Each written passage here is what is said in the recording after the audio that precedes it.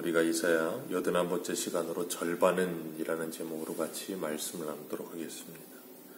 세상 살아가는 동안에 사람들은 혼자 살 수 없다는 것을 잘 압니다. 하나님께서 사람을 처음 만드셨을 때 아담이 독초하는 것이 하나님이 보기 좋지 않으셔서 하와를 만드셨어요. 그리고 함께 하게 하셨습니다. 그리고 하나님께서 그렇게 서로 함께 하는 것을 통하여서 우리가 하나님과 함께하며 하나님을 의지하며 살아가야 하는 인생이라는 것을 우리들에게 가르치십니다. 하나님을 모르는 인생들은 하나님을 의지할 수 없기 때문에 다른 무언가를 의지하려고 합니다. 그래서 우상을 만들죠.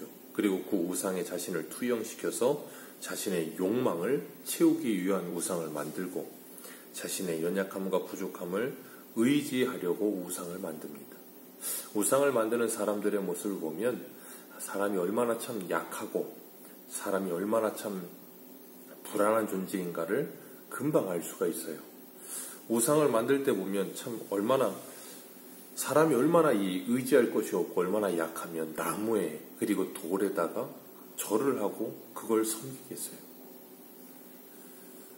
오늘 본문에 보면 하나님의 은혜를 잃어버린 이스라엘이 나무로 우상을 만듭니다. 나무 가지고 캠핑 가서 고기를 구워 먹기도 하고, 그리고 옛날에는 구들장에 있을 때는 아궁이에 불을 떼는데 쓰는 것도 나무를 쓰기도 하고, 그러면서 그 나무를 가져다가 우상을 조각해서 만들어요. 그리고 그 나무에다가 절을 합니다. 그리고 그 나무가 굉장히 크면 그 나무가 굉장한 능력이 있는 것처럼 사람을 느끼게 돼요. 나무가 크든 작든 나무는 나무입니다. 아무 의미가 없어요. 그런데도 불구하고 사람들은 그 나무가 대단한 줄 알아요. 오늘 17절 말씀 한번 읽어보겠습니다. 17절입니다. 시작. 그 나머지로 신상 곧 자기의 우상을 만들고 그 앞에 엎드려 경배하며 그것에게 기도하여 이르기를 너는 나의 신이니 나를 구원하라 하는도다. 아멘. 아니, 고기 구워 먹는 걸 가지고 신상 만들어 놓고 거기다가 절을 하면서 너는 나의 신이니 나를 구원하라 그런다는 거예요. 얼마나 어처구니가 없습니까? 그 나무를 가져다가 신상을 만들어 놓고 너는 나의 신이라 그러면 그 만드는 사람이 높은 겁니까? 만들어진 신상이 높은 겁니까? 신상을 사람이 만들어요. 신을 사람이 만든다고요. 그래놓고 거기에 엎드리는 거예요. 아니, 만드는 사람이 만들어지는 것보다 높은 거 아닙니까? 그런데도 불구하고 사람들은 그러고 있다는 거예요. 아니, 그럴 것 같으면 우리가 앉아있는 나무에다가도 절을 해야죠. 길을 가면서 돌뿌리에다가도 절을 해야죠. 똑같은 돌인데, 똑같은 나무인데. 그러니까 사람들이 조금만 생각을 해보면 이 얼마나 어처구니 없고 말도 안 되는 소린가 하는 걸 알 텐데 그걸 잘 모르는 거예요. 그리고 사람들이 그걸 만드는데 거기에 어떻게 만드는가 하면 사람들이 자기들의 아름다움을 거기다 투영한다 그랬어요. 그래서 이 13절 보면 목공은 줄을 들여 재고 붓으로 긋고 대패로 밀고 곡선자로 그어 사람의 아름다움을 따라 사람의 모양을 만들어. 우상을 만들어요, 사람이, 목공이. 그런데 우상을 만드는데 어떤 모양으로 우상을 만든대요? 사람의 모양으로. 사람의 형상을, 아름다움을 따라. 어디서 많이 본 말씀 아니세요? 창세기에서 하나님이 사람을 창조하실 때 우리가 우리의 형상대로 사람을 만들자. 하나님께서 하나님의 형상대로 사람을 만드셔서요. 하나님의 형상대로 지음을 받은 사람은 하나님을 경배하며 하나님을 경외하며 살아야 되는데 그러질 않고 하나님이 없는 인생들은 자신이 하나님의 자리에 서서 자신이 피조물처럼 신을 만들어내는 거예요. 그래서 사람의 모양과 사람의 아름다움을 따라 마치 하나님이 사람을 만들듯이 사람이 신을 만들어내는 겁니다. 그리고 거기에다가 절을 하고 있는 거예요.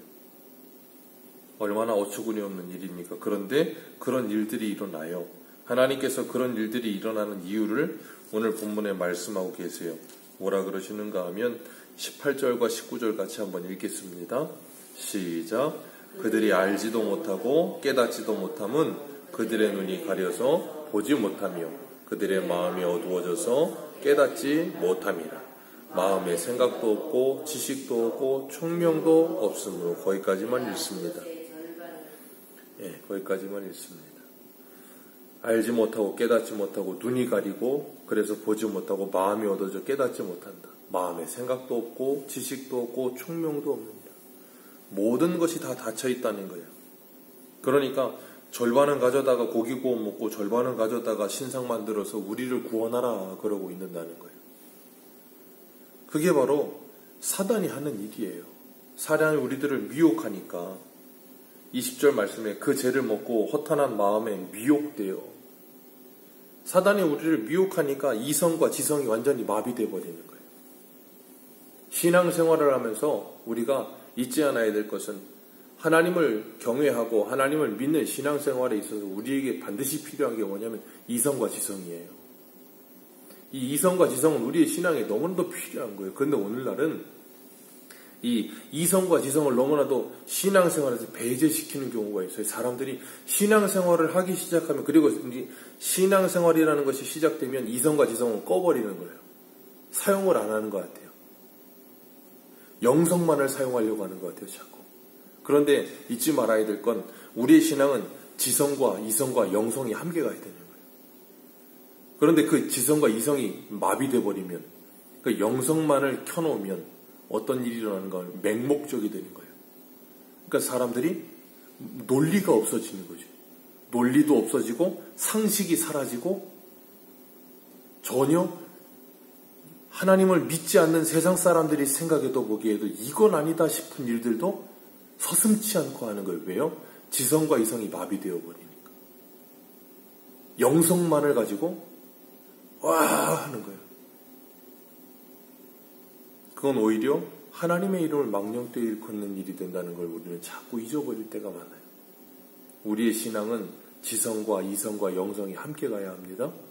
그러지 않으면 이런 말도 안 되는 일이 일어나요.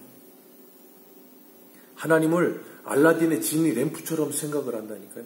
여긴 나무떼기나 아니면 돌을 가져다가 만들지만 그게 아니고, 출애굽기에는 이스라엘 백성들이 우상을 만들 때 뭐라고 우상을 만들었어요? 아론이 이 금송아지는 너희들을 애굽에서 인도하여낸 너희의 하나님이라고 그랬다니까요. 금송아지 만들어 놓고 하나님이라고 불러요.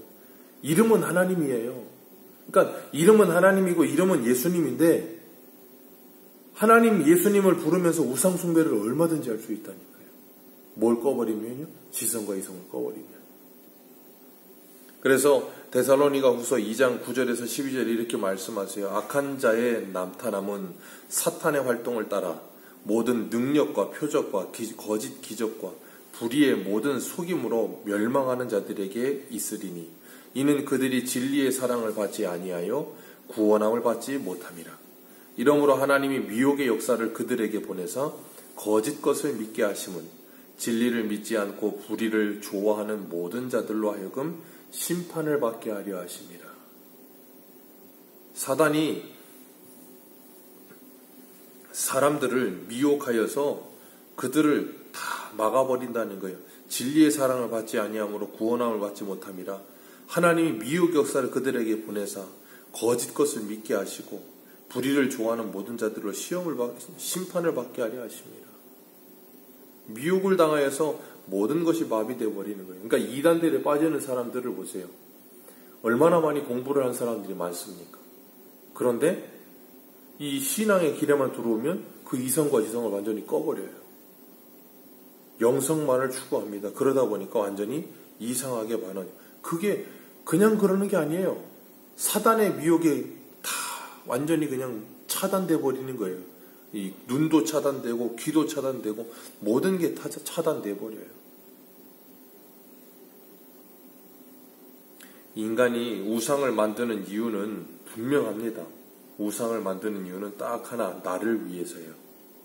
나의 욕심을 채우기 위해 우상을 만드는 거예요. 두 번째는 나의 연약함과 불안함을 의지할 대상을 만들어서 해소하기 위해서. 욕심을 채우든 내 연약함과 불안함을 해소하기 위해서든 둘 다 나를 위해서 우상을 만들어내는 거예요. 그러니까 이 세상에 있는 모든 종교의 신은 전부 다 나를 위한 거예요. 그게 세상의 종교입니다. 그래서 오늘 9절과 11절에는 뭐라 그러세요? 그 우상으로 인하여 너희가 수치를 당할 것이라. 수치와 모멸과 이 천대를 받게 될 것이다. 기독교는 정반대입니다. 나를 위한 게 아니에요. 하나님을 위한 거예요. 왜냐하면 하나님께서 이미 나를 위해서 예수 그리스도를 십자가에 내어주시기까지 나를 사랑하셨거든요. 그러니까 세상의 모든 종교는 자신이 무엇인가 신에게 해서 무엇인가를 받아내기 위한 것이에요. 우리는 그렇지 않습니다. 우리가 뭘 하기도 전에 우리가 로마서 5장에 보듯이 우리가 연약할 때, 우리가 죄인 되었을 때, 우리가 하나님과 원수 되었을 때, 그래서 이미 죄로 죽은 상태에 있었을 때, 우리가 아무런 선을 행할 수 있는 능력이 있지 않을 그때에 하나님은 우리를 택하셨고 하나님은 우리를 사랑하셨어요. 그래서 하나님의 모든 것인 예수 그리스도를 이미 우리에게 다 주셨어요. 그래서 에베소서 1장에선 하늘의 모든 신령한 복을 예수 그리스도 안에서 우리에게 주셨다라고 말씀하시는, 다 받았어요. 그래서 하나님께 감사하여 살아도 죽어도 주를 위해 살게 되는 거예요. 이런 바른 지식이 없으면 우리는 얼마든지 우상 숭배에 빠질 수가 있는 것입니다. 하나님을 아는 지식이 올바르지 않기 때문에. 그래서 로마서 10장 2절과 3절에도 보면 내가 증언하노니 그들이 하나님께 열심히 있으나 올바른 지식을 따른 것이 아니니라. 하나님의 의를 모르고 자기의 의를 세우려고 힘써 하나님의 의에 복종하지 아니하였느니라. 하나님을 모르니 이런 일이 일어난다 라고 말씀하시면서 오늘 마지막 절 21절에 이렇게 말씀하세요. 21절 우리 같이 한번 읽어보겠습니다. 시작. 야곱아 이스라엘아 이 일을 기억하라. 너는 내 종이니라. 내가 너를 지었으니 너는 내 종이니라. 이스라엘아 너는 나에게 잊혀지지 아니하리라. 이걸 기억해라. 뭘 기억하라고요? 너는 내 종이니라. 너는 내 것이니라. 그걸 잊지 말아라. 우리가 무엇을 위해 살고 있으며 무엇을 추구하고 있으며 무엇을 생각하며 살고 있는가 점검해야 되는 거예요. 하나님의 말씀을 기억해야 하는 것입니다. 이들이 뭘 했어요? 이스라엘 백성들이 절반은 나무를 떼고 고기를 굽고 몸을 더웁게 하고 15절과 16절에 그 절반으로는 우상을 만들고 절반으로는 우상 만들고 절반으로는 그걸 가지고 생활하면서 사용하고 그러고 있는 거예요. 하나님을 섬긴다고 하면서 절반은 우상을 섬기고 있고 절반은 하나님을 섬긴다고 하고 있고. 엘리야도 갈멜산에서 뭐라 그래요? 언제까지 머뭇머뭇거리겠느냐. 여기에서 이 절반은 우상을 만드는 데 절반 쓰고 우상을 불 떼고 더웁게 하는데 절반을 쓴다고 했지만 이 단어를 그대로 그냥 치워내서 절반은 하나님을 섬기고 절반은 우상을 섬기고 하나님은 그런 걸 우리에게서 보고 있지 않으신다니까요. 이스라엘 백성들이 이렇게 온갖 우상 숭배를 다 하고 있다고 해서 이 사람들이 하나님을 믿지 않았을까요? 이 사람들이 이러면서도 하나님을 따른다고 말을 했다니까요. 오늘 우리들은 사단이 미혹해버리면 우리의 눈과 귀가 닫혀버리고 모든 것이 다 닫혀버려요. 그래서 하나님이 보이지 않아요. 그리고 나면 뭐하냐면 하나님의 형상을 따라 내가 지음을 받았고 내가 하나님을 닮아가야 된다는 걸 잃어버리고 죄로 어그러져서 오염되어버린 내 형상을 투영시키는 우상을 만들어내기 시작하는 거예요. 그것이 무엇이었든 나무로 만들든 돌로 만들든 내가 낳은 자식이든 아니면 돈이든 아니면 그 무엇이든 거기에다가 나를 투영시켜 내 욕심을 이루려 하고 내 불안함과 내 연약함을 의지하려는 대상을 만들어내는 그 모든 것이 우상이 됩니다. 하나님은 절대 하나님의 영광을 하나님의 찬송을 나누지 않으세요. 홀로 받으시기를 원하십니다. 오직 나만이 구원자이니라. 너희들은 그것을 잊지 말아라. 오늘도 그 말씀을 기억하시고 오직 우리의 주인 되시고 우리의 구원자 되시는 하나님만을 의지하며 주님만을 바라보며 사시는 저와 여러분들 되시기를 축복합니다.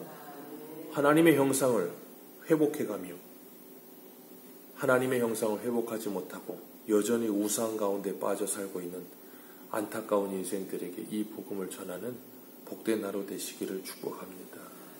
기도하겠습니다.